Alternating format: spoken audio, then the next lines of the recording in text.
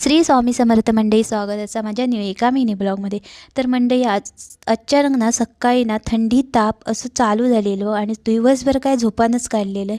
मग कामावरनं इले तर अंगा घात लावून बघल्याने तर जास्तच ताप होतो. मग डॉक्टरांका फोन केलो. ते 6:15 वाजता येणार होते. आम्ही 6:30 वाजता रूममधनं निघालो. रूमांक लॉग वगैरे केल्याने आणि थेट निघालो आम्ही डॉक्टरकडे.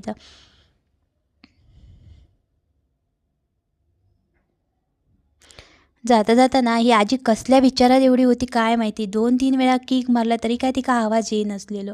जाऊ दे म्हटलं, चला उगाच ये नको. मग डॉक्टरकडे गेलो तर आमच्या ना अहोंगा लहान मुलं खूप आवडतात आणि एक बाबू होतो आणि त्याच्या हातात ना लॉलीपॉप होता. मागतले म्हणा अगोदरच ना पाठीमागे दडवून ठेवले आणि म्हणता, तुमच्यासाठी नाही, ते आपल्याला खायला घेतलं आहे.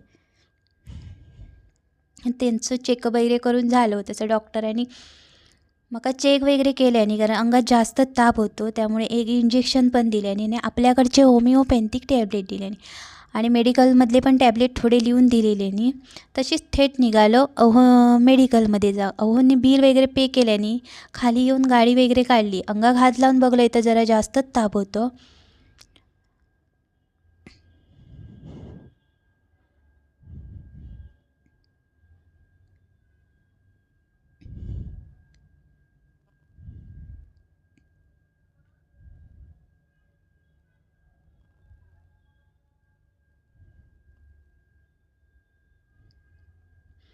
नंतर थेट जाऊ निघालो रूमकडे जाता जाता ना मधी त्यांनी कसला ट्रॅफिक भेटला. हिरवी कधी नसता आणि आजच्याच दिवशी होता.